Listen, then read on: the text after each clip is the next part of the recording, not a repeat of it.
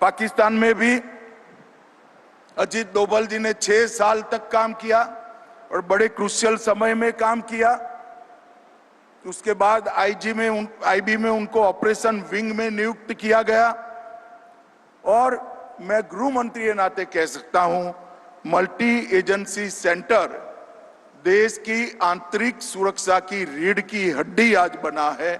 मोदी जी के आने के बाद 19 के बाद हमने उसको पूरी तरह से पुनर्जीवित भी किया है और एक नया अवतार भी आज के समय के रूप में लाए हैं।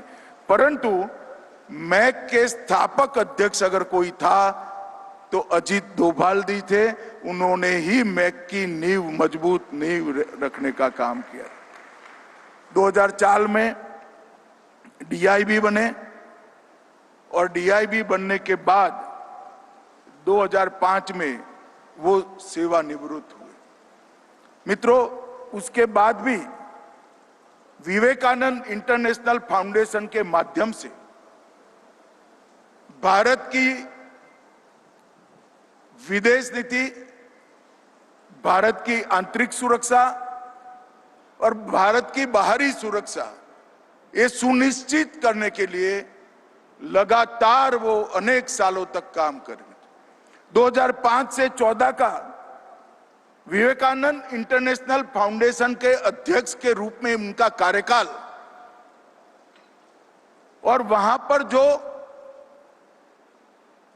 चिंताएं की गई, चर्चाएं की गई, जो निष्कर्ष पर पहुंचा गया, वो निष्कर्ष सारा रिजोल्यूशन में और किताबों में बंद था।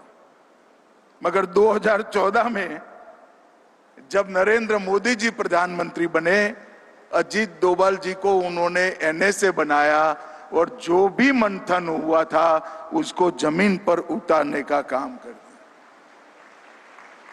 अजीत डोभाल जी को हम एनएसए के रूप में जानते हैं, मगर हम नहीं जानते क्योंकि ऐसी चीजों का प्रचार नहीं होता है।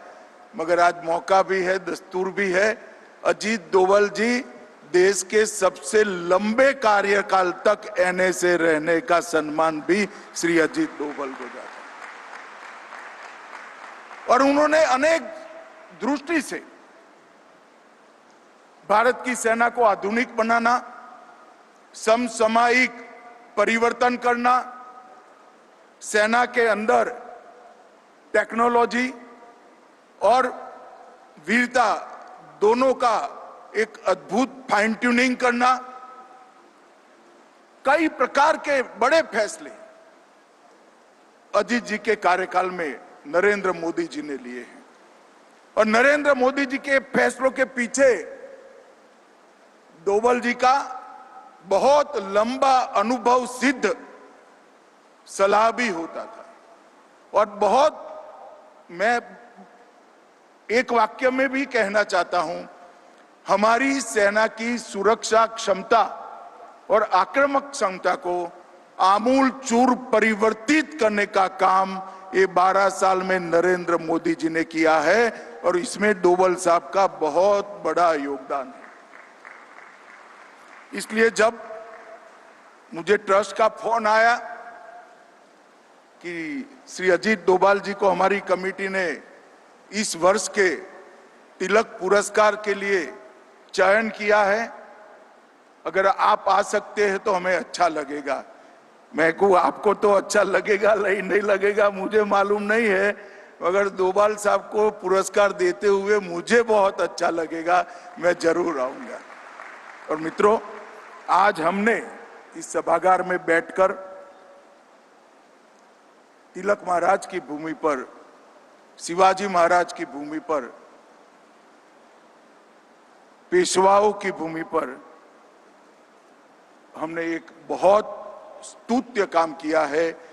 एक अणिशुद्ध देशभक्त, एक जन्मजात देशभक्त का सम्मान करने का मैं ईश्वर को प्रार्थना करता हूं और देश भर के कई लोग करते हैं कि अजीत डोभाल जी शतायु हो और लंबे समय पर तक पूर्ण स्वास्थ्य के साथ अपना योगदान देश की सुरक्षा के लिए देते रहे।